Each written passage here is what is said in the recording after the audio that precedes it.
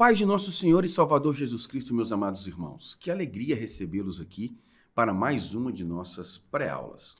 As pré-aulas do currículo das lições bíblicas das Assembleias de Deus no Brasil, a Casa Publicadora das Assembleias de Deus no Brasil. Nós estamos nesse segundo trimestre do ano de 2025 e estamos estudando o tema Lições Bíblicas e o Verbo se fez carne, Jesus sob o olhar do apóstolo do amor. Nós estamos para estudar, nesta ocasião, a lição de número 8, lição prevista a ser aplicada no dia 25 de maio, na manhã de domingo do ano de 2025.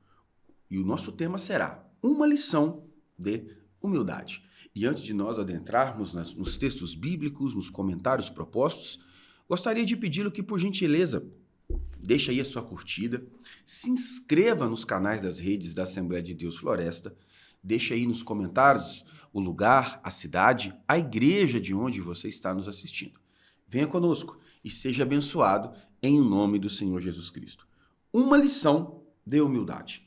Texto áureo. Porque eu vos dei o exemplo, para que, como eu vos fiz, vós façais também. João capítulo 13, versículo de número 15. Verdade prática. A submissão e o serviço são características de maturidade e grandeza no percurso do crescimento espiritual do cristão. Leitura bíblica em classe encontra-se registrada no Evangelho de Jesus, segundo escreveu João, capítulo de número 13, até o versículo de número 10. Leiamos a palavra de Deus. Ora, antes da festa da Páscoa, sabendo Jesus que já era chegada a sua hora de passar deste mundo para o Pai, como havia amado os seus que estavam no mundo, amou-os até o fim.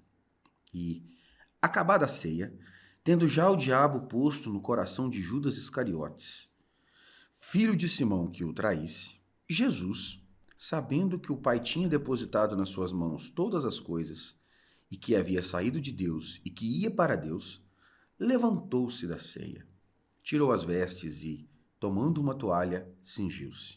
Depois, pôs água numa bacia e começou a lavar os pés aos discípulos e a enxugar-lhes com a toalha com que estava cingido.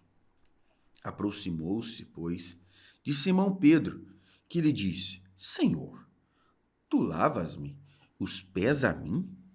Respondeu Jesus e disse-lhe: O que eu faço não o sabes tu agora, mas tu o saberás depois. Disse-lhe Pedro: Nunca me lavarás os pés. Respondeu-lhe Jesus: Se eu te não lavar, não tens parte comigo. Disse-lhe Simão Pedro: Senhor, não só os meus pés, mas também as mãos e a cabeça. Disse-lhe Jesus: Aquele que está lavado não necessita de lavar senão os pés, pois no mais tudo está limpo. Ora, vós estáis limpos, mas não todos. Meus amados irmãos, é com muita alegria que nessa ocasião estamos recebendo aqui nosso amado irmão e amigo, evangelista irmão Evaldo Andrade, membro da Assembleia de Deus Ministério Semear, presidida pelo meu amigo, pastor Obedias. Meu querido, deixa a sua saudação e as suas notas introdutórias em o nome de Jesus. Meus irmãos, a paz do Senhor Jesus, é com grande alegria que eu estou aqui participando desse programa, junto com o evangelista Rafael Cavalcante e evangelista Jadson Barbosa, esse programa que tanto tem ajudado os docentes e os discentes da EBD, tanto os alunos quanto aos professores, na nossa região e no Brasil. Isso tem sido uma bênção, esse programa, na vida das nossas igrejas. Meus irmãos, o capítulo 13 de João, Jesus está partindo da premissa do seu exemplo, de imitá-lo. E quando isso ocorre, o crente, o cristão, ele começa a se assemelhar ao Senhor Jesus. Mateus 11, 29, o Senhor, ele dá uma tônica, que é: aprendei de mim que sou manso e humilde de coração. E falar de humildade requer um exemplo, seguir esse exemplo de Jesus. E é isso que nós vamos aprender. Evangelista Rafael, sua saudação, suas notas introdutórias, meu querido. Deus abençoe. Meus irmãos, a paz do Senhor, alegria estar aqui mais uma vez para juntos estudarmos a palavra de Deus. A palavra-chave da nossa lição hoje é humildade. uma das principais e mais importantes virtudes cristãs, o exemplo que o Senhor Jesus Cristo nos deixou. Interessante que quando o apóstolo Paulo, em 1 Timóteo 3,6, ele enumera a lista de requisitos que um presbítero deve ter, ele diz que o mesmo não deve ser um neófito, isto é, um novo convertido, para não acontecer dele se ensoberbecer e cair na condenação do diabo. Portanto, a soberba é um dos pecados que condenou o diabo ao lago de fogo. Em contrapartida, Jesus é humilde. Portanto, quem é humilde se parece com Jesus, mas quem é soberbo se parece com o diabo. E com quem você se parece neste tempo vai determinar onde você estará na eternidade. Queridos, que alegria nós podermos já chegarmos à lição de número 8, ou seja, das 13 lições que temos previstas para o conteúdo programático deste segundo trimestre, já estamos avançando para além da parte final da lição. E hoje trataremos do capítulo de número 13 do Evangelho de Jesus, segundo escreveu João. O versículo de número 1 do texto vai nos dizer: ora, antes da festa da Páscoa, sabendo Jesus que já era chegada a sua hora de passar deste mundo para o Pai, como havia amado os seus que estavam no mundo, amou-os até o fim. Vemos que a metodologia joanina nesse texto é prefaciar o que irá acontecer nesta cerimônia, os fatos que marcarão o tempo do fim do ministério de nosso Senhor e Salvador Jesus Cristo. E sabedor disso e de todas as coisas que é, Jesus Cristo então dá aos seus amados uma lição extraordinária de uma das características, de uma das qualidades mais importantes, ou por que não dizer imprescindível, como marca que caracteriza um verdadeiro cristão, qual seja a humildade. E nós vemos que Jesus está aqui os ensinando pela metodologia do exemplo, é o que está previsto em João capítulo 13, versículo 15. Porque eu vos dei o exemplo, para que, como eu vos fiz, façais vós também. Aprenderemos à luz da essência da verdadeira humildade, a partir daquilo que nos ensina a palavra de Deus, que esta é uma característica imprescindível para o obreiro, para o crente, para que assim nós possamos refletir a glória e a vontade de Deus em nossas vidas. Vamos avançar, meus amados irmãos. Ponto de número 1. Uma história real sobre a humildade. O lava-pés, evangelista, irmão Evaldo. O lava-pés. A palavra que mais vai nos chamar a atenção é a quebra de protocolo. O que está ocorrendo aqui? Aqui está ocorrendo a ceia do Senhor, a instituição da ceia. E é exatamente dentro deste cenário que vai ocorrer essa quebra de protocolo, aonde o Senhor Jesus ele vai lavar os pés dos seus discípulos, algo que comumente era feito por um servo, por um escravo. E isso vai nos chamar a atenção, porque vale ressaltar que a palavra humildade, ela tem os seus antônimos, os seus opostos. O que é o oposto de humildade? É altivez, arrogância, orgulho, vaidade. E talvez a palavra que mais fere o caráter do crente, do cristão, é egoísmo e soberba. Essas palavras, geralmente elas estão relacionadas ao caráter do homem caído, a natureza adâmica. O homem caído é um homem soberbo, é um homem altivo, com uma arrogância no coração. E o Senhor Jesus vai mostrar, através dessa quebra de protocolo, ao lavar os pés dos seus discípulos, que nós devemos deixar essa natureza adâmica, essa nossa natureza caída, e seguir o seu exemplo, que é a humildade, que é abaixar, o ato de abaixar-se, de estar ali lavando os pés dos seus discípulos, já mostra para que ele veio. Ele veio para servir. E talvez a palavra serviço aqui é tudo que o Senhor quis passar durante todo o seu ministério terreno, e o Evangelho vai tratar a respeito disso, dessa humildade para servir. E para servir requer deixar a arrogância, deixar a soberba, deixar o egoísmo. O serviço do Senhor é o que ele nos pede. Evangelista, irmão Rafael. Meus irmãos, Jesus não ensina apenas com as palavras, ele ensina com a vida. E nesta passagem, ele está ilustrando a importância do serviço humilde no reino de Deus. Jesus nos ensina que servir é melhor do que ser servido, porque a vida cristã não é um palco de fama, mas é uma plataforma de serviço. Quem não serve para servir, também não serve para ser crente, porque não está seguindo o exemplo que o Senhor Jesus nos deixou. Quem nada faz, nenhuma falta faz. Mas só pode servir realmente quem tem humildade. A disponibilidade, ela é fruto da humildade.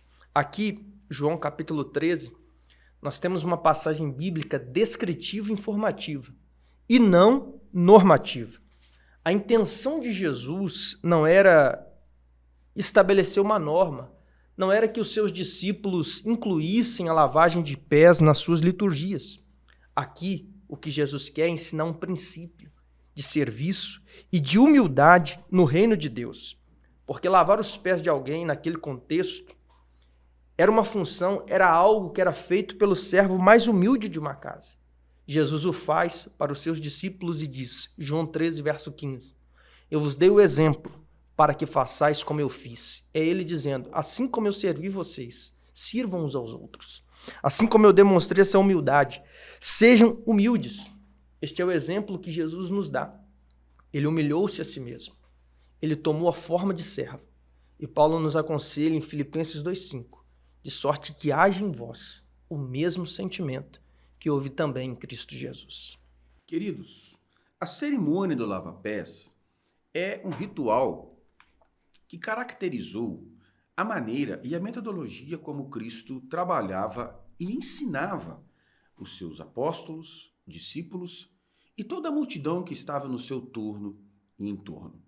A partir do versículo de número 13, a partir do capítulo 13, versículo de número 1, nós vemos que o evangelista João introduz o momento da Páscoa e assevera-nos como marca que Jesus estava à mesa, ou seja, a mesa estava posta, e com Jesus estavam os seus discípulos. Ou seja, a mesa aqui está falando de lugar de aliança, lugar de intimidade, lugar de comunhão. E a palavra vai nos dizer, no versículo de número 4, a palavra nos diz que Jesus levanta-se da ceia. Ele troca de roupa, porque o texto nos diz que ele tira suas vestes, e ele toma uma toalha e nela cinge-se. E a partir de então, Jesus começa, nessa quebra de protocolo, a propor aos discípulos de lavar os seus pés. E vejam que interessante isso tudo aqui. Nós estamos falando de pés de pessoas que trabalhavam na lida de trabalhos braçais, com raríssimas exceções. Então, meus amados, Jesus está nos dando aqui um exemplo extraordinário de humildade, de serviço e de comprometimento numa espécie de inversão de prioridades. Cristo está nos mostrando que quando nós priorizamos também a necessidade do semelhante, o evangelho de nosso Senhor e Salvador Jesus Cristo se cumpre de maneira plena. Ao escrever aos Filipenses, no capítulo 2, versículo 3, Paulo assevera a seguinte verdade: nada façam por ambição egoísta ou por vaidade, mas humildemente considerem os outros superiores a vocês mesmos. Nós precisamos imprimir em nossa alma, lavar o nosso espírito, nos educarmos objetivamente para conseguirmos experimentar essa realidade. Porque até mesmo no âmbito eclesiológico, entre obreiros, entre companheiros de ministério, existe sim esse senso de disputa de quem canta, de quem prega, de quem dirige, de quem tem a melhor performance. E precisamos compreender que tudo o que fazemos, precisamos fazer para a glória e louvor, para a glória e louvor do nome do Senhor. Lembremos-nos do conselho do apóstolo Paulo à igreja aos Coríntios: quer comais, quer bebais, fazei tudo para a glória de Deus. Ponto de número 2. O desenvolvimento da história, evangelista Evaldo. A história ela vai se desenrolando. E a palavra que o comentarista destaca nesse ponto, que eu quero trazer aqui, é cingir-se. O comentarista ele vai destacando essa palavra, ele destaca essa palavra como uma preparação para a realização de um trabalho. E, de fato, Jesus ele vai pegar suas vestes, vai cingir-se, que é amarrar as suas abas, e colocar-se à disposição da realização de um trabalho.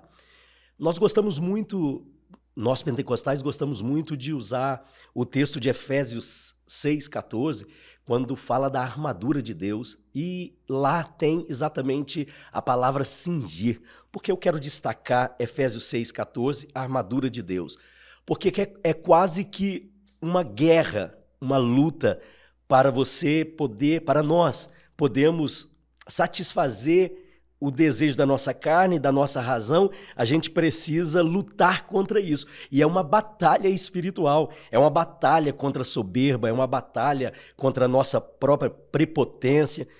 E realizar trabalhos para o reino do Senhor, realizar esse serviço no reino do Senhor, requer uma luta espiritual, uma guerra espiritual. E a palavra cingir aqui é você estar em preparação. Quando você está preparando para realizar algo, você precisa entender, nós precisamos entender que tudo que o Senhor requer de nós é um coração singelo, um coração sincero. E uma vez que essa batalha ela vai se intensificando dentro do ser humano, nós temos que resistir às contrariedades. Essa contrariedade que o Senhor está nos chamando a atenção, porque ele vai instituir aqui a humildade. Esse instituto da humildade dentro do ser humano é quase que uma batalha constante, diária. E se nós não estivermos atentos à vigilância constante, é claro e é certo que a soberba, a arrogância, a prepotência, ela vai nos tentar a cada dia. Então, a palavra estejamos preparados, estejamos cingidos os lombos com esta verdade da palavra de Deus, porque é através da palavra de Deus, somente a palavra de Deus, ela é capaz de nos deixar com a mente atenta aos céus, para aquilo que Deus quer de nós, que é um coração humilde, um coração voltado à realização do seu serviço, sem qualquer pretensão de ser visto, de ser aplaudido, mas com um coração sincero. Evangelista Rafael. Meus irmãos, o ato de Jesus nessa passagem foi um constrangimento para os discípulos. Numa linguagem popular, foi um tapa de luva. Pois em Lucas 22, verso 24, o texto diz que por ocasião da ceia, naquele momento ali, os discípulos ainda discutiam a respeito de quem era o maior. No canto daquele cenáculo, a toalha com a bacia. E talvez os discípulos que sempre discutiam a respeito de quem era superior, talvez eles pensando, quem é que vai lavar os nossos pés nesta noite? Talvez alguém perguntou, Pedro, é você? E Pedro diria, não, eu sou o líder. Talvez Tomé, é você? E Tomé diria, não creio. Judas, é você que vai lavar os nossos pés? E Judas talvez diria, não, eu só sei contar dinheiro. É lógico que eu estou conjecturando, mas enquanto eles discutem a respeito de quem é o maior, Jesus encheu a bacia de água, cingiu seus lombos com a toalha e começou a lavar os pés dos discípulos. Que vergonha para os apóstolos, que constrangimento. O maior fazendo o trabalho do menor, o Senhor fazendo o trabalho de um servo, porque nenhum deles havia se disponibilizado a fazê-lo. Parafraseando as palavras de Jesus a Pedro em João 13, verso 7, Jesus diz, o que eu faço agora tu não entende, mas tu entenderás depois. Posteriormente, Pedro entenderia que Jesus estava ensinando eles a ser humilde. Meus irmãos, a melhor maneira de conservar a humildade é você nunca se esquecer de onde você veio, quem você é e para onde você vai. Conserve isso e a humildade sempre será a sua companheira. De onde você veio do pó. Quem você é pó. Para onde você vai, um dia este corpo vai voltar para o pó. Então conserve a humildade em seu coração. Amados, a mesa estava posta. Os convidados estavam assentados. E o comentarista, já na parte final do ponto de número 1.2, vai nos dizer que Jesus não verificou ali a existência de um servo que estivesse disponível para praticar uma espécie de ritual de purificação para os convidados, para assim eles poderem participar de todo o jantar que estaria sendo servido. E é nesse momento que Jesus se apresenta na condição de servo. Ele, o Emanuel, o Deus presente, o Deus conosco, demonstra ali uma atitude de serviço que não pode ser feita senão por aqueles que experimentam a verdadeira, ou o que é ser verdadeiramente humilde, que pode ser constatado ou qualificado como a qualidade daquele que é humilde, virtude caracterizada pela consciência das próprias limitações, modéstia e simplicidade.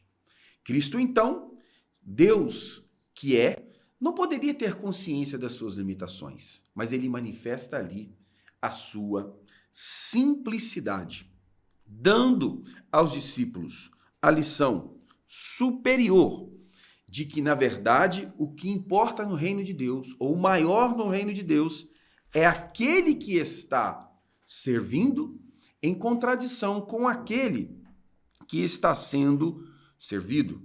O comentarista é muito feliz quando ele aqui descreve como foi o ato de Jesus servir-se, de Jesus cingir-se. Traz-nos a ideia aqui, Efésios capítulo 6, versículo 14, estáis, pois, firmes, cingindo-vos com a verdade, vestindo-vos com a couraça da justiça. Cristo se prepara objetivamente para poder servir aos seus discípulos que estavam ali postos à mesa, prestes a passarem pelo momento crucial e representativo da última ceia, sendo para nós hoje o exemplo da ceia de nosso Senhor e Salvador Jesus Cristo. Ponto de número 3.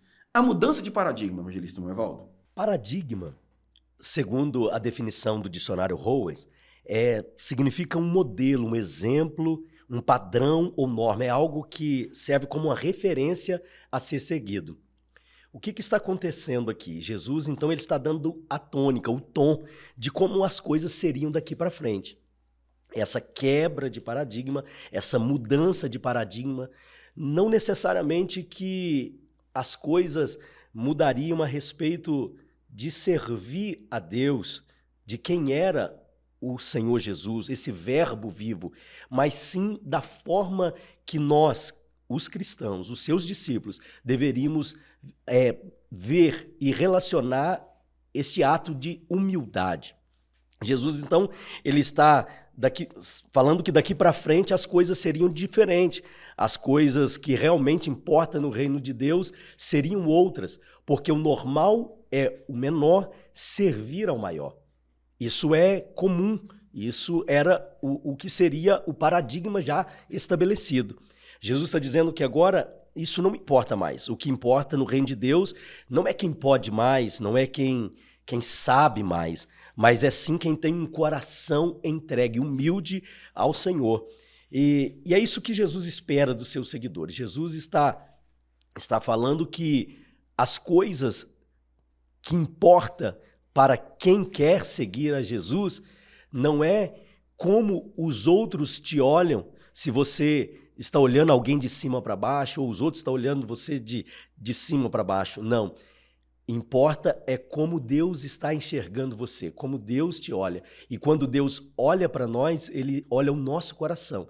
E é a humildade do nosso coração que vai refletir quem é que nós somos. Esse paradigma, o paradigma de que só vence quem pode mais, só vence quem tem mais, no reino de Deus, ele está mudando isso. Ele está dizendo que o fraco vai ser forte, que o pequeno se tornará grande quando o coração se render aos céus. Evangelista Rafael. No final deste ponto, o comentarista nos cita Mateus 11, 29, onde Jesus vai dizer: aprendei de mim, que sou manso e humilde de coração. Jesus, com esta palavra, quer nos ensinar onde a humildade se encontra, porque ele disse, humilde de coração. Então a humildade não está no carro, a humildade não está na casa, a humildade não está no dinheiro. É possível andar num excelente carro e ser humilde. É possível morar numa excelente casa e ser humilde. É possível ser rico e ser humilde. Porque a humildade não está em coisas materiais. A humildade está no coração daqueles que querem se parecer com Jesus de Nazaré. Em 1 João 2,6 está escrito que quem cuida estar nele tem que andar como ele andou. Jesus foi na frente e deixou pegadas para que nós possamos seguir os seus passos. Meus irmãos, a humildade, ela tem grande e avultado galardão. Provérbios 15:33 diz que diante da honra vai a humildade. A humildade vai na frente e a honra vem logo atrás. Provérbios 11:2 diz que com os humildes está a sabedoria. Uma das marcas de uma pessoa sábia é justamente a humildade. Salmo 138, verso 6 diz que ainda que o Senhor é excelso, ele atenta para o humilde, porém o soberbo conhece de longe. Porque enquanto o soberbo só consegue a distância de Deus, o humilde consegue a atenção de Deus.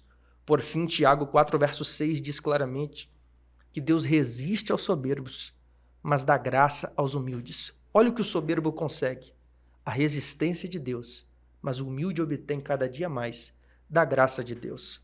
Quanto mais humilde você for, mais graça Deus tem para derramar sobre a sua vida. O que é um paradigma, se não um case de sucesso?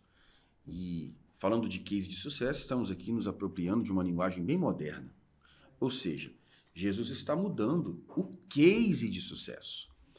Ou seja, os valores do reino são antagônicos aos valores do mundo.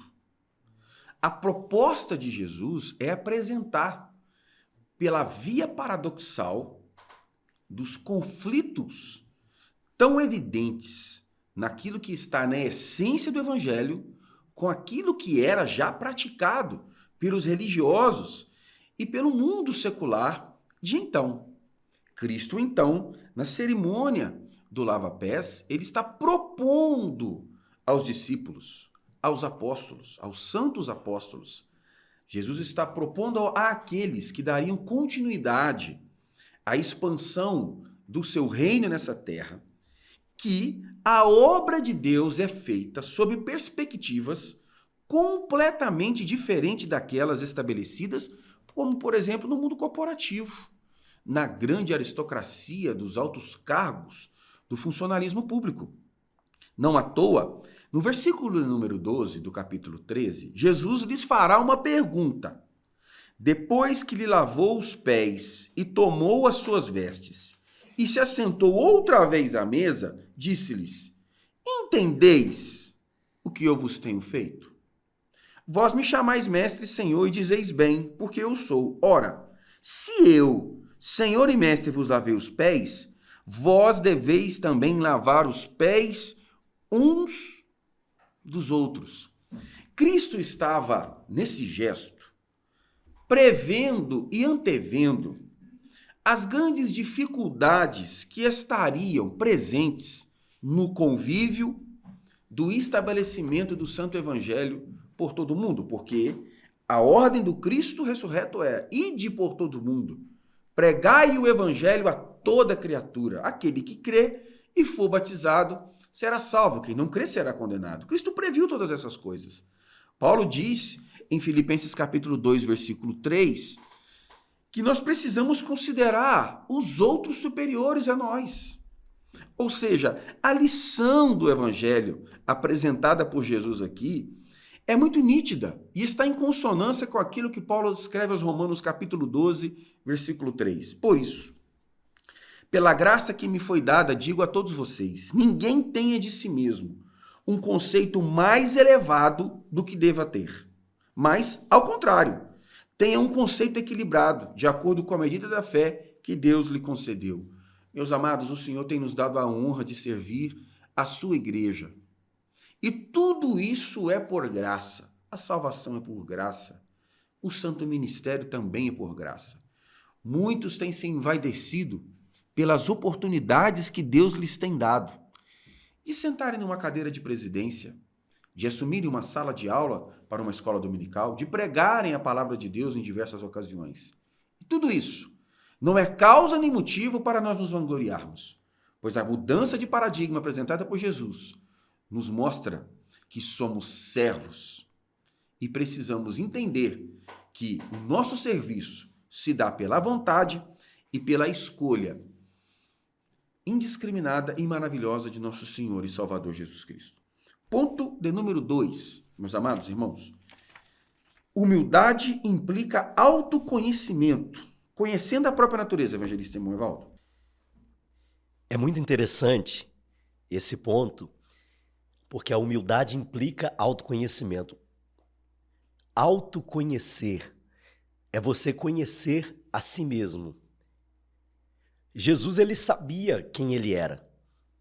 Jesus, ele tinha a convicção de quem ele era, porque ele veio. E nós? Será que nós nos conhecemos? E você? Será que você se conhece? Talvez você pode pensar, mas eu sei quem eu sou, eu sei quem é meu pai, eu sou filho de fulano de tal, meu avô é fulano de tal, minha avó é Beltrano.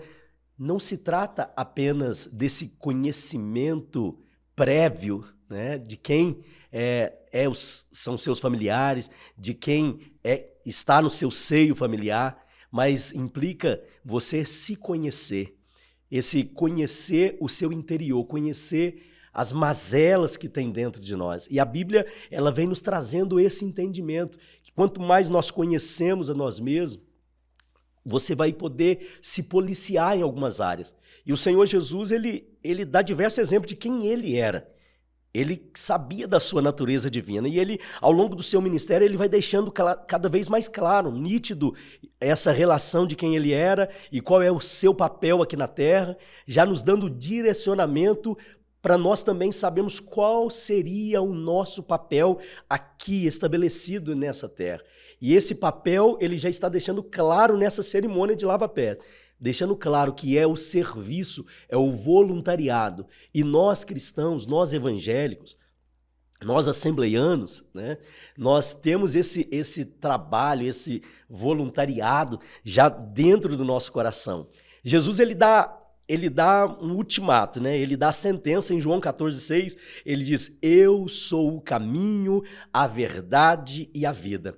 Também ele vai dizendo, João 10, eu vim para que tenham vida e a tenham em abundância. E o que isso está relacionado ao autoconhecimento? Jesus está mostrando que ele sabia por que estava na terra, por que ele veio, qual seria o seu papel, qual seria o seu destino, o seu futuro, e ele está dizendo para nós que nós devemos nos conhecer. E quanto mais de Jesus eu conheço, quanto mais próximo dos exemplos de Cristo eu estou, maior é o conhecimento a respeito de quem eu sou. E Pedro, ele vai conhecer isso. Pedro, o Senhor Jesus vai perguntar, quem dizem os homens que eu sou? Pedro, ele vai tomar a palavra, enquanto muitos estão dizendo, tu és João, tu és Elias, tu és um dos profetas, e Pedro vai falar, não, tu és o Cristo, o Filho do Deus vivo. E por causa disso, o Senhor vai dizer, não foste carne nem sangue que revelaste, mas o meu Pai que está no céu. Ou seja, o Espírito de Jesus, o Espírito Santo, é quem revela quem Jesus é. E a partir desse entendimento de quem Jesus é, Jesus vai dizer, olhar para Pedro e vai dizer, tu és Petrus, e sobre essa pedra, sobre essa rocha edificarei a minha igreja. Jesus está dizendo, Pedro, a partir de agora, você está sabendo quem você é, qual é o seu papel aqui na terra. É interessante a gente aprender isso, porque nós precisamos entender qual é o nosso papel, esse serviço, porque senão nós vamos entrar na máxima de dizer que estamos trabalhando por nada. Não é verdade. A verdade é que cada serviço que você presta ao reino dos céus é a revelação do Senhor Jesus para saber quem você é e por que você está aqui na terra. Evangelista Rafael. No final deste ponto, João 13, verso 15, o comentarista cita, onde Jesus vai dizer: eu vos dei o exemplo para que façais como eu fiz. Portanto, Jesus é o nosso referencial, o nosso padrão, o nosso modelo. Hebreus 12:2 vai dizer que nós temos que olhar para Jesus, o autor e consumador da nossa fé. A pergunta que todos nós deveríamos fazer no dia a dia é: o que Jesus faria se ele estivesse em meu lugar? Citando a capa de um livro, eu perguntaria: em seus passos, o que faria Jesus? Isto porque o modelo de um aluno é seu professor, o modelo de um discípulo é seu mestre, o modelo de um servo é seu senhor, o modelo de um soldado é seu general, o modelo de uma ovelha é seu pastor. E o modelo da igreja tem que ser nosso Senhor e Salvador Jesus Cristo. É isto que significa ser cristão, um pequeno Cristo, um imitador de Cristo. Tal como Paulo disse em 1 Coríntios 11, verso 1, sede meus imitadores, como eu o sou de Cristo. Entre tantas virtudes em Cristo que nós devemos imitar, a lição de hoje nos destaca a humildade. Amados, conhecendo a própria natureza ou o autoconhecimento é algo indispensável para a vida de todo ser humano. Esse conceito parte das escrituras sagradas, mas é algo praticado até mesmo no mundo corporativo, quando no setor dos recursos humanos, para qualificar o corpo de colaboradores, os grandes empreendimentos e os grandes empresários procuram fazer com que os seus colaboradores entendam as suas fragilidades e potencializem as suas qualidades. Portanto, devemos partir desse entendimento de entender quem nós somos. Filipenses capítulo 2, a partir do verso 5, a palavra nos assevera: de sorte que haja em vós o mesmo sentimento que também houve em Cristo Jesus, que, sendo em forma de Deus, não teve por usurpação ser igual a Deus, mas fez a si mesmo de nenhuma reputação, tomando forma de servo, fazendo-se semelhante aos homens. Jesus sabia quem ele era, qual o propósito que ele estava incumbindo de praticar em seu ministério terreno. E nós também precisamos saber quem nós somos. Isaías, quando está diante da revelação da glória de Deus, no capítulo 6, a partir do verso 5, Isaías chega a uma conclusão de quem ele era. Então disse eu: ai de mim, que vou perecendo, porque eu sou um homem de lábios impuros e habito no meio de um povo de impuros lábios. E os meus olhos viram o Rei, o Senhor dos exércitos. O apóstolo Paulo, escrevendo aos Romanos, também entendeu quem ele era. Romanos capítulo 7, a partir do verso 19. Porque não faço o bem que eu quero, mas o mal que não quero, esse faço. Mas, se eu faço o que não quero, já não sou eu quem o faz, e sim o pecado que habita em mim. Assim, encontro esta lei: quando quero fazer o bem, o mal reside em mim. Porque, segundo o homem interior, tenho prazer na lei de Deus, mas vejo nos meus membros outra lei que, guerreando contra a lei da minha mente, me faz prisioneiro da lei do pecado que está em meus membros.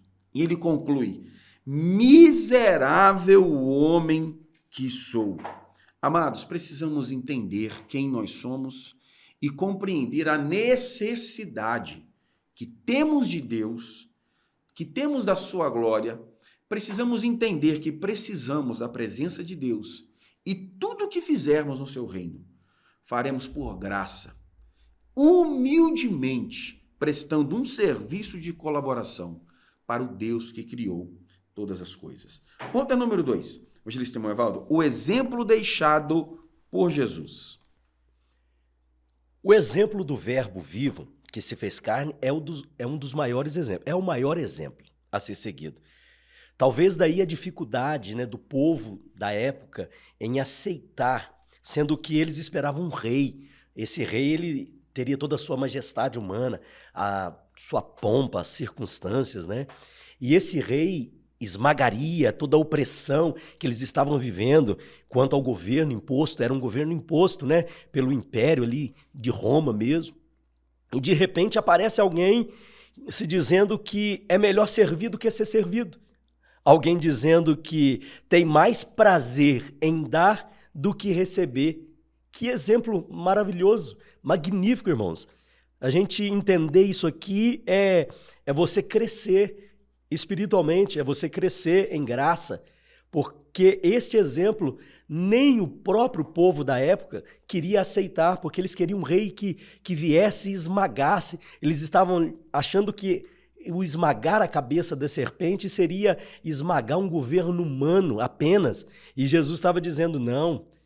De repente aparece alguém dizendo que é melhor servir, que é melhor dar do que receber. Marcos 10, 45 diz que porque o Filho do Homem também não veio para ser servido, mas para servir e dar a sua vida em resgate de muitos. Logo esse versículo, ele já dá total entendimento para nós de qual é o exemplo a ser seguido. Qual é o exemplo que nós devemos seguir? E é justamente o exemplo do Mestre, que ao invés de querer receber, ele estava dando a sua vida em resgate de muitos. Ele era rei, ele era Deus, é o verbo vivo, é o verbo que se fez carne. Ele tinha todo o direito de requerer, mas ele preferiu ir à cruz, ele preferiu se doar, ele preferiu se entregar. Que maravilhoso exemplo, meus irmãos. Eu quero citar aqui Atos 20, 35, que diz assim: tenho-vos mostrado em tudo que trabalhando assim é necessário auxiliar os enfermos e recordar as palavras do Senhor Jesus, que disse, mais bem-aventurada coisa é dar do que receber. Olha o que está acontecendo aqui. O escritor de Atos, ele está dando o entendimento de que ele fazia parte dos discípulos, que ele fazia parte de quem estava seguindo o exemplo de Jesus. E nós, enquanto cristãos, devemos seguir o seu exemplo. Seguir o exemplo nem sempre será fácil, mas vai ser uma batalha árdua que nós vamos ter que, dia a dia, tentar conseguir alcançar esse propósito dentro do nosso coração. Evangelista irmão Rafael, o exemplo deixado por Jesus. Uma das definições de humildade, ser e viver como se não fosse, poder e viver como se não pudesse, ter e viver como se não tivesse, saber e viver como se não soubesse. Através dessa definição fica claro que o Senhor Jesus é o maior exemplo de humildade que já pisou nessa terra, porque ele, sendo Deus, viveu como se não fosse, viveu como se fosse homem. Ele tendo tudo, tudo era dele, tudo foi feito por ele, mas viveu como se não tivesse. Sabe o que ele foi? Um simples carpinteiro em Nazaré. Ele, sendo Deus, podia tudo, mas viveu como se não pudesse, porque por 30 anos Jesus viveu nessa terra como uma pessoa completamente normal. Certamente, nesse período, antes de iniciar seu ministério, ele se deparou com muitos enfermos, mas não os curou, porque João capítulo 2, verso 11 diz que ele principia os seus sinais em Caná da Galileia, transformando água em vinho, o que significa que até então ele não tinha feito nenhum milagre, ou seja, viveu 30 anos nessa terra, podendo tudo, mas viveu como se não pudesse. Por fim, humildade é saber e viver como se não soubesse. Ele, sendo Deus, Deus é onisciente, possui todo o conhecimento, mas ele se auto-esvazia, ele se limita, ele se torna carne. E aquele que era sabedor de tudo no céu, quando se torna homem, ele tem que aprender a andar, ele tem que aprender a ler, ele tem que aprender a escrever, ele tem que aprender uma profissão com José para se sustentar de carpinteiro. Com isto fica provado. Jesus é o nosso maior exemplo de humildade. E o orgulhoso é justamente o oposto. Porque se o orgulhoso é, ele quer mostrar que é. Se o orgulhoso tem, ele quer mostrar que tem. Se o orgulhoso pode, ele quer mostrar que pode. Se o orgulhoso sabe, ele quer mostrar que sabe. Só que quem é orgulhoso não conhece Jesus. Nunca teve uma experiência de verdade com Jesus. Porque Jesus é manso e humilde de coração. E quem segue o seu exemplo encontrará descanso para a sua alma. João capítulo 13, verso de número 15. Porque eu vos dei o exemplo. Estamos aqui diante de um professor, o evangelista irmão Evaldo tem carreira no magistério secular. E que pedagogia maravilhosa Jesus aqui está a nos ensinar. ensinando através do exemplo. Me parece que foi isso que o sábio, em Provérbios capítulo 22, versículo 6, quis imprimir na mente da sua audiência. Ensina ao menino o caminho que deve andar. Em alguma versão está escrito, ensina o menino no caminho em que deve andar. Ou seja, enquanto se anda, se ensina pelos passos, pela maneira de proceder. E é isto aqui que Jesus está nos ensinando, pelo exemplo. Ainda no jardim do Getsemane, quando Pedro tira a espada para defender Jesus Cristo de sua iminente prisão, Jesus Cristo repreende Pedro quando o diz no versículos 52 e 53 do capítulo 26. Mete no seu lugar a tua espada, porque todos os que lançarem mão da espada, a espada morrerão. Ou pensas tu que eu não poderia agora orar a meu Pai e que ele não me daria mais de 12 legiões de anjos? Ou seja, Jesus ensina-nos a humildade com o seu exemplo. Porque sendo Deus, não teve por usurpação ser igual a Deus. Ele esvazia-se a si mesmo e nos mostra que o Evangelho está manifesto numa dimensão intelectual para além dos padrões humanos de posição, de privilégio e de reconhecimento. Confesso, meus amados irmãos, que muitas das vezes me vejo até constrangido quando recebo algum convite para pregar ali ou acolá e alguém insiste em pedir com que eu envie uma foto, porque criamos essa necessidade. É claro que com toda boa fé de tão somente trazer publicidade para os nossos eventos, mas há essa necessidade de se aparecer, de receber créditos, de receber aplausos, de ter uma rubrica que nos distingua dos demais. Não foi esse o exemplo que Jesus nos deixou. O exemplo que ele nos deixou foi um exemplo de serviço e de verdadeira humildade, de priorizar, em alguns momentos, inclusive, a necessidade do outro em detrimento da própria necessidade. Ponto número 3. O maior no reino de Deus, evangelista irmão Evaldo. Em Lucas, no capítulo 22, verso 27, a palavra vai dizer, pois qual é maior, quem está à mesa ou quem serve? Porventura não é quem está à mesa? Eu, porém, entre vós sou como aquele que serve. E vós sois os que tendes permanecido comigo nas minhas aflições. E eu vos destino o reino como meu Pai me destinou. Esta é a palavra. Quem é maior? Olha o que Jesus está dizendo. Jesus está dizendo que ele está destinando os seus discípulos ao reino. E isso é mandamento. Todos nós que somos discípulos do Senhor Jesus, nós estamos destinados ao reino, ao serviço do reino. E Jesus está dizendo, não queira ser maior. Ele está dizendo, eu, porém, estou aqui servindo a mesa. Marcos, no capítulo 10, 44, diz que e qualquer que dentre vós quiser ser o primeiro, será servo de todos. Este é o objetivo do Evangelho. É o serviço, não procurando quem é maior ou quem é o menor, mas sabendo que toda vez que eu estou trabalhando no reino, que eu estou servindo ao reino, essa deve ser a minha preocupação. A preocupação do homem, na verdade, sempre foi saber quem é que o serviria, não a forma que o homem serviria alguém. E esta é a preocupação do homem interior, do nosso homem interior, da nossa natureza adâmica, a natureza caída, né? É o que o outro pode fazer por mim, sempre o que o outro pode fazer por mim. Jesus está trazendo um olhar diferente.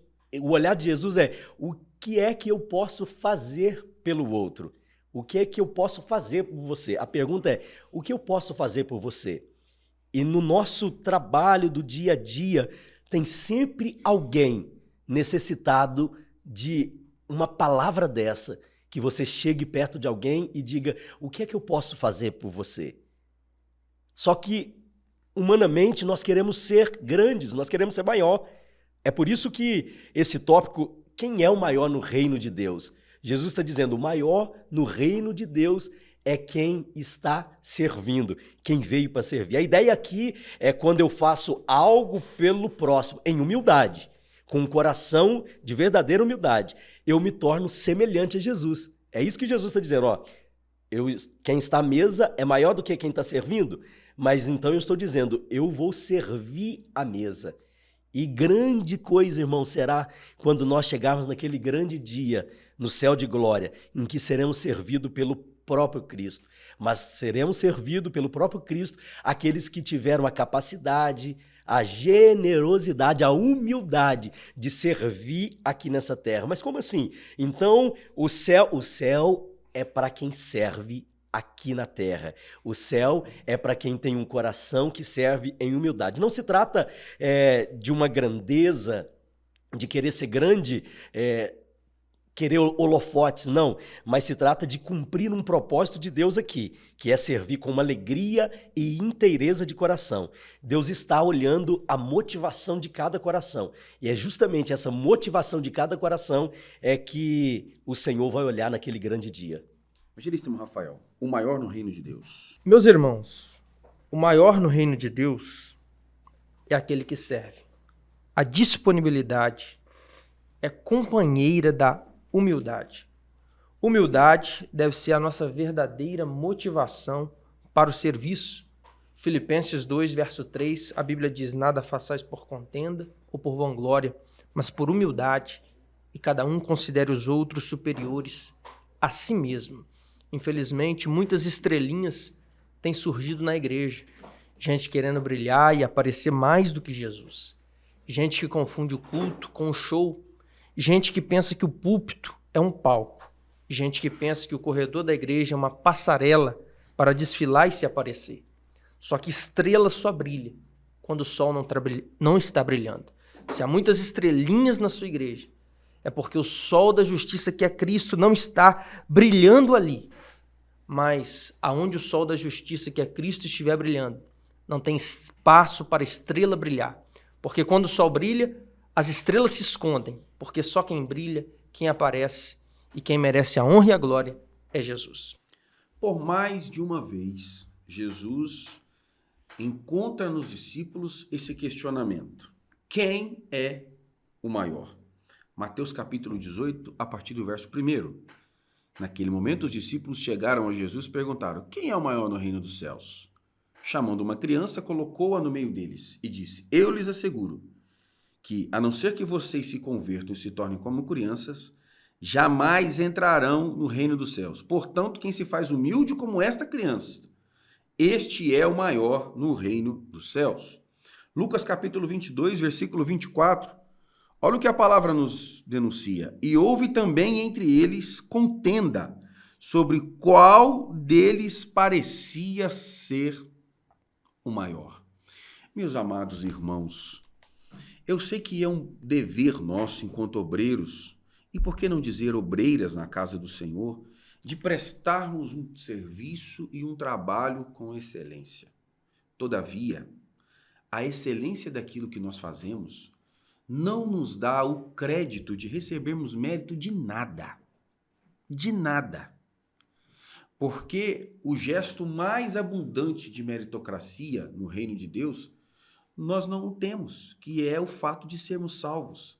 Se nem a nossa salvação é pelos méritos, quanto mais aquilo que nós fazemos no reino de Deus.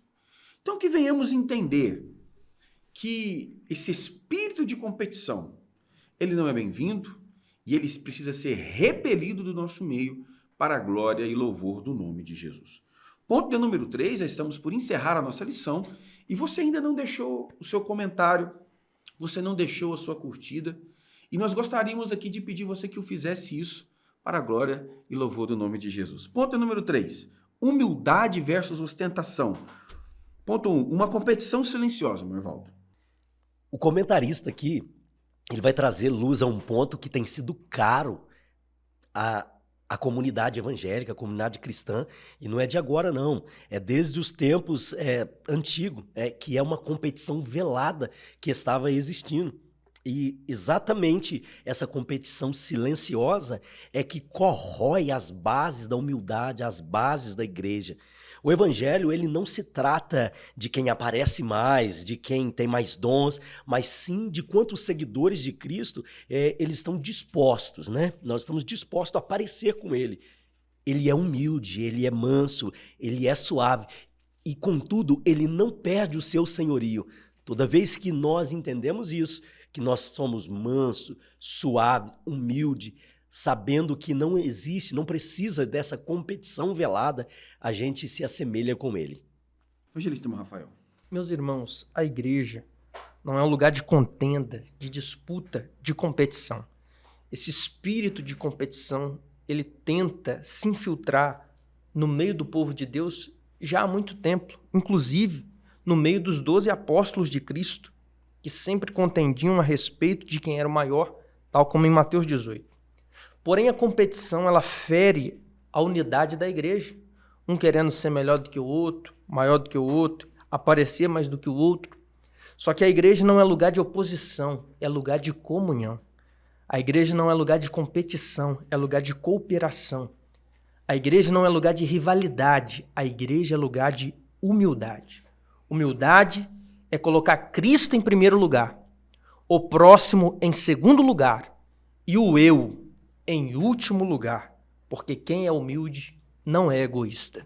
Paulo constata o sentimento faccioso e carnal que havia na igreja de Corinto, quando percebem que eles estavam divididos entre si, numa competição de qual grupo estaria sobressaindo sobre o outro. Paulo diz que havia entre eles inveja, contenda e dissensões. Versículo 4 do capítulo 3 da minha carta aos Coríntios. Porque diziam, eu sou de Paulo, eu sou de Apolo, eu sou de Cefas e eu sou de Cristo. Paulo, portanto, encerra a discussão e diz, eu plantei, Apolo regou, mas Deus deu o crescimento. Queridos, é natural na obra de Deus nós possuirmos e desenvolvermos as nossas preferências por estilo musical, por característica de pregação e pregador, sermos simpáticos a este ou aquele obreiro que exerce alguma direção ou cargo de eminência na igreja. Todavia, isso não pode ser causa para nós outros praticarmos competições e criarmos facções políticas dentro da igreja.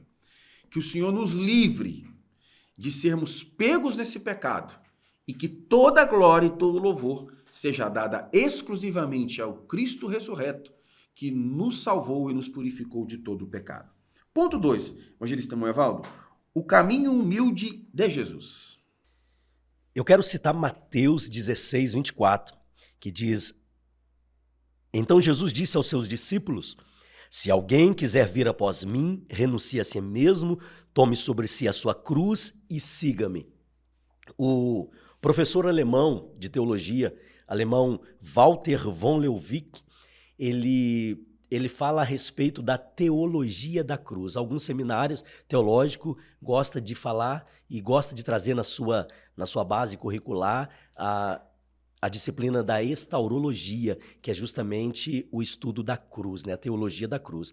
A teologia da cruz de Lutero, quando esse professor ele fala a respeito disso, ele traz um contraponto com a teologia da glória. O que seria isso? A teologia da cruz é justamente o que Jesus está dizendo para nós tomarmos o seu exemplo, o caminho da humildade. Aonde é que Jesus foi? Jesus foi à cruz. Para nós seguirmos ao Senhor, nós temos que tomar a cruz. Na teologia da cruz de Lutero, eu quero ressaltar aqui que a teologia da glória é quando o homem aparece, não é da glória de Deus, mas é da glória humana. Quando o homem aparece, o homem quer ser o superior. E contrapondo essa teologia da glória é a teologia da cruz. É onde o homem, o eu, o ego, ele tem que ser esmagado pela cruz. E cruz é humildade. Rafael. Meus irmãos, a humildade tem um caminho. E o caminho que Jesus trilhou de humilhação foi o caminho do perdão. Isso implica dizer que o perdão é uma das marcas de uma pessoa humilde. Interessante que se você pegar a palavra perda e colocar no diminutivo, fica perdinha. Mas se você colocar a mesma palavra perda no aumentativo, fica perdão. O que implica dizer que o perdão é uma perda grande. Por isso é tão difícil perdoar. porque a gente não gosta de perder, a gente só gosta de ganhar. Mas o que você perde quando você perdoa? Você perde o seu orgulho, você perde a sua arrogância, você perde a sua autossuficiência, porque só libera perdão quem tem humildade. Isso é uma marca da humildade. A gente perdoa porque somos humildes para reconhecer que somos imperfeitos e amanhã podemos errar e somos nós que vamos precisar de perdão. 1 de Timóteo, capítulo de número 6, versículo de número 6 a seguir. Mas é grande ganho a piedade com contentamento, porque nada trouxemos para este mundo e manifesto é que nada podemos levar dele. Tendo, porém, sustento e com que nos cobrirmos, estejamos com isso contentes. Amados, o modelo ou o padrão de consumo, na perspectiva capitalista secular, e aqui eu não estou politizando o meu discurso, imprime em nós a necessidade de replicarmos determinados modelos de comportamento, isto naquilo que nós vestimos, na maneira que falamos, naquilo que possuímos e até mesmo na cultura que nós manifestamos. E quando nós olhamos para Jesus, nós vemos que a excelência do ministério não está na conquista dos bens. A constatação de uma vida cristã genuína não está necessariamente ou não passa necessariamente pela conquista ou pelo acúmulo de riquezas. Nós não estamos aqui pregando uma teologia franciscana ou estamos subscrevendo aqui uma espécie de comunismo, socialismo cristão. O sangue de Jesus nos livre dessa desgraça. Não é isso que nós estamos falando. Nós estamos optando por um comportamento e por uma ideologia cristã que pauta em ser ao contrário de ter.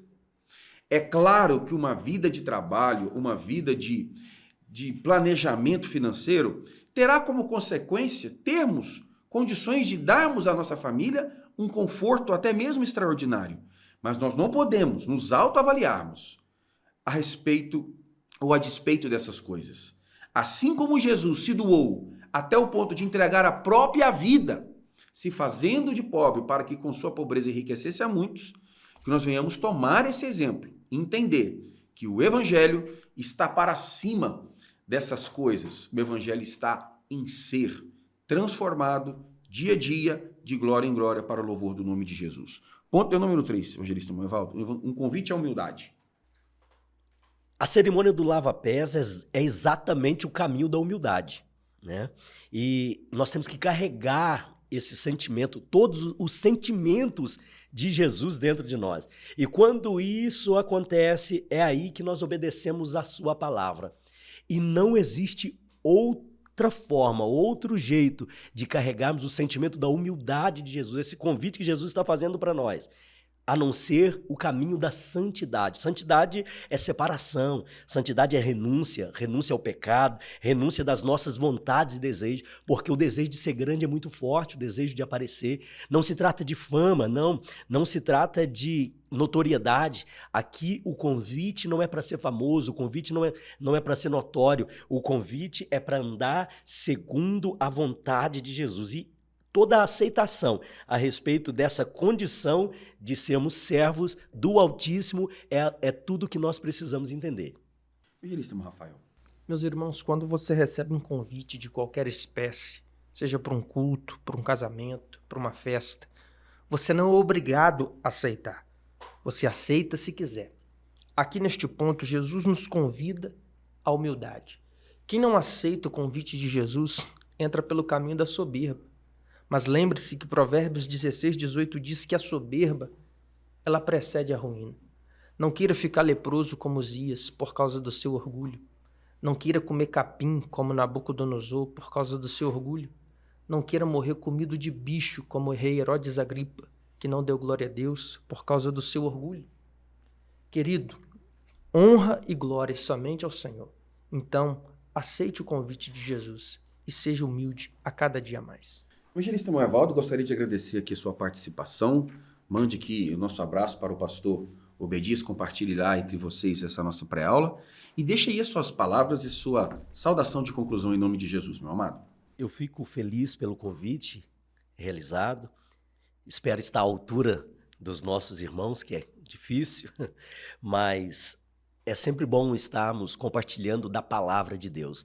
Com humildade, com um coração sincero, a gente vai longe. Nós podemos chegar em lugares inimagináveis, que a gente nem imagina. E a humildade deve ser sempre a nossa busca incessante, que é agradar ao Senhor. Eu quero deixar o Mateus 11:29 para a nossa meditação, que para mim, é um dos textos mais lindos a respeito do Cristo, que é: aprendei de mim que sou manso e humilde de coração. Evangelista Rafael, muito obrigado, meu querido. Suas notas finais, por gentileza. Quero também agradecer ao evangelista Evaldo, que aceitou o nosso convite. Que Deus em Cristo Jesus continue abençoando o servo do Senhor. Deixo para a nossa meditação 1 Pedro 5, verso 6. Humilhai-vos debaixo da potente mão de Deus, que ao seu tempo vos exaltará. O melhor lugar para você estar é humilde debaixo das mãos do Todo-Poderoso Deus. Tomem sobre vocês o meu jugo e aprendam de mim, pois sou manso e humilde de coração, e vocês encontrarão descanso para as vossas almas. Palavras de Jesus. Mateus 11, versículo 29. Obrigado por sua audiência. Que Deus abençoe a sua casa, abençoe a sua família, em nome de Jesus. Amém.